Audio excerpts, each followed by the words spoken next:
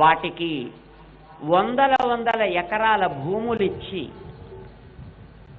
లక్షలు ఖరీదు చేసే ఆభరణాలిచ్చి వాటి పోషణకి ఎంతెంతో పెద్ద పెద్ద వ్యవస్థని చేశారు.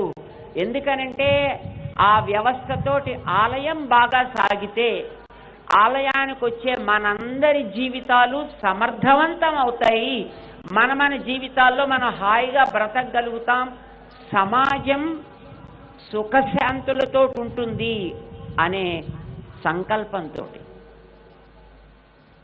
ఒక్క మన రాష్ట్రంలోనే తీసుకుంటే సుమారు ఆలయాలకి 15 లక్షల ఎకరాల భూమి ఉండేదిట.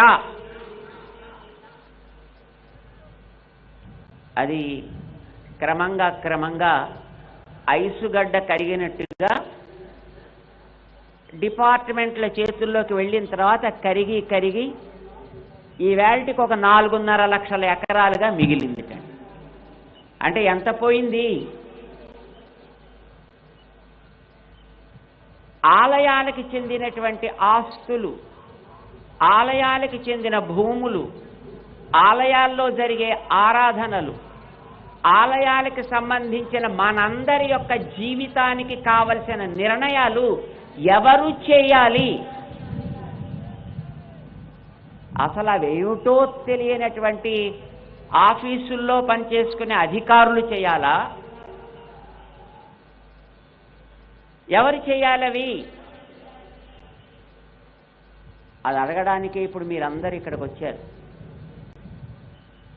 అది ఎవరిని అడగాలో మీ అందరికీ తెలియాలనే మన విశ్వ హిందూ పరిషత్ ఇక్కడ ఇంతమందిని సమావేశపరిచి ఇంతమంది పెద్దలని ఇక్కడికి తీసుకొచ్చి మీ అందరి ముందర ఇక్కడ కూర్చోపెట్టింది. మన రాష్ట్రంలో అన్ని మూలల నుంచి మిమ్మల్ని అందరినీ ఇక్కడికి తీసుకొచ్చిన కారణం ఎవరిని మనం అడగాలి, దాన్ని ఎవరి ద్వారా నడపాలి అనేది మీకు తెలియచేయడం కోసం. ఆలయాల్లో పూజ జరగాలంటే 5 నిమిషాలు చేయండి, అరగంట చెయ్యండి అని ఎవరు చెప్పాలి? ఒక ఆఫీసర్ చెప్పాలా?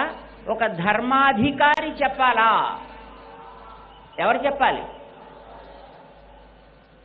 కట్టుకున్న ఆలయాలు మీరు కట్టుకున్నారు. ఈవేళ మన ఆలయాల్లో, మన కాలనీస్లో, మన ఉండే ఊళ్ళల్లో చిన్న చిన్న ఆలయాల్ని మనం కట్టుకుంటున్నాం. మీరందరూ కట్టుకుంటున్నారు. ఒక్కొక్కరు కొద్ది తాము సంపాదించే సంపాదనలో అక్కడక్కడ పెట్టి ఆలయాల్ని మీరందరూ కట్టుకున్నారు. కట్టుకున్న మీకు దాన్ని నడపడం చేత కాదా? చేతన అవును, మేం కట్టుకున్న ఆలయాన్ని మేము బాగా నడపగలము. ఎంతమంది అనుకుంటున్నారు? మీరు అందరికీ వచ్చు.